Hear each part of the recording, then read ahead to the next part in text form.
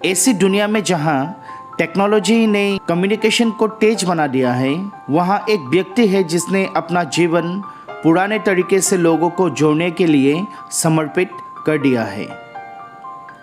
Postman D Sivan, एक ऐसा नाम जो आपने सुना होगा। अगर नहीं सुना है तो आपको उनकी इंस्पायरिंग स्टोरी जरूर जाननी चाहिए। तमिलनाडु के कुन्नूर के 65 वर्षीय रिटायर्ड पोस्टमैन डी सिवन अपने काम के प्रति डेडिकेशन के लिए जाने जाते हैं। डी सिवन कुन्नूर की रिमोट हिल्स में डाक पहुंचाने के लिए 35 वर्षों तक हर दिन 15 किलोमीटर पैदल चलते थे, जहां अक्सर उन्हें हाथी, भालू और गोर जैसे जंगली जानवरों का सामना करना पड़ता था। चुनौतियों के बावजूद सिवन ने लोगों को जोड़ने में अपनी भूमिका के इम्पोर्टेंस को पहचानते हुए कभी एक दिन की भी छुट्टी नहीं ली। सिवन ने अपनी सेवा के दौरान 50,000 किलोमीटर चलने का अविश्वसनीय कारनामा पृथ्वी का चक्कर लगाने के बराबर है। सिवन की कहानी हार्डवर्क, डेडिकेशन और सेल्फलेसनेस के मूल्य पर प्रकाश डालती है, जो कई लोगों को अपने कर्तव्य के प्रति कमिटमेंट से इंस्पायर करती है। ये फैक्ट्स एक true unsung hero postman D Sivan की रिमार्केबल स्टोरी को प्रदर्शित करते हैं। पोस्टमैन डी सिवन का एक दिन जंगली हाथियों के झुंड से आमना सामना हो गया। उसने पेशेंटली उनके दूर चले जाने का इंतज़ार किया। वो जानता था कि वे किसी इंसान की छोटी से छोटी हरकत का भी पता लगा सकते हैं, और फिर अपने कांधों पर पत्थरों का ठेला लटकाए जंगल के रास्ते पर आगे बढ़ गया।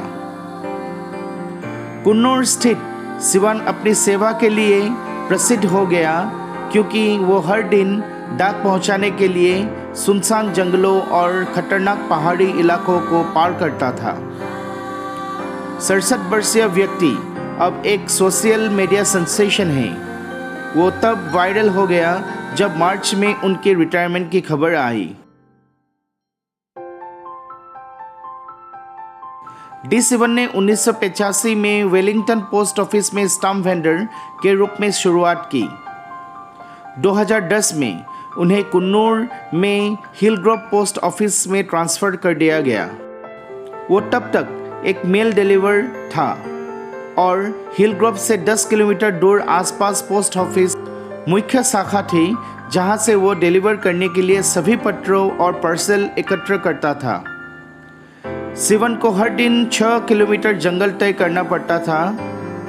जंगल घना था और रास्ते पर हाथी, गोर, भालू और सांप जैसे जानवर घूमते थे। सिवन सतर्कता की गहरी भावना के साथ तेजी से चले। He knew the dangers of the land, but was used to its workings. आखिरकार वो कहते थे, कुछ जानवरों के साथ उनकी सहमति भी बन गई थी। वहाँ एक विशेष अंजीर का पेड़ था, जिसका फल खाने के लिए वो दोपहर को रुका करते थे। एक भालू भी नियमित रूप से वहाँ नाश्ता करने आता था, लेकिन उसने कभी कोई नुकसान नहीं पहुँचाया। It got used to his presence. एक बार जब जंगल का रास्ता खत्म हो जाता है तो उनके रेल की पटरी पर 40 मिनट तक चलना पड़ता है। फिर पत्र डिलीवर करना शुरू करने से पहले उसे एक और ऑब्स्टेकल का सामना करना पड़ता है, शायद उन सभी में से सबसे अधिक परेशान करने वाली। 2 सुरंगें, प्रत्येक 2 किलोमीटर लंबी। अंदर घुप अंधेरा होता है और कभी कभी गर्मियों में वहाँ हाथी आराम करने आते थे। इसके बाद सिवन अपने डेस्टिनेशन पर पहुंचता है, वडुगन थोट्टम। वहां वो लेटर्स, मनी ऑर्डर और रजिस्टर्ड पोस्ट डिलीवर करते हैं। उन्होंने आदिवासी बस्तियों की भी सेवा की, जहां लोग अपने डाकघर खाते और पासबुक में पैसे जमा करने के मामले में उन पर भरोसा करते थे।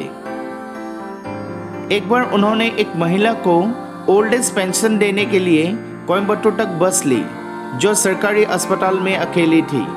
उन्होंने कहा, मुझे पता था कि उसे पैसे की कितना सख्त ज़रूरत है। जिन लोगों की मैंने सेवा की उनमें से बहुत से लोग अपने कम्युनिकेशन के लिए पूरी तरह मुझ पर निर्भर करते थे। मैंने तय किया कि कुछ एक्स्ट्रा एफर्ट करना कोई बुरी बात नहीं है।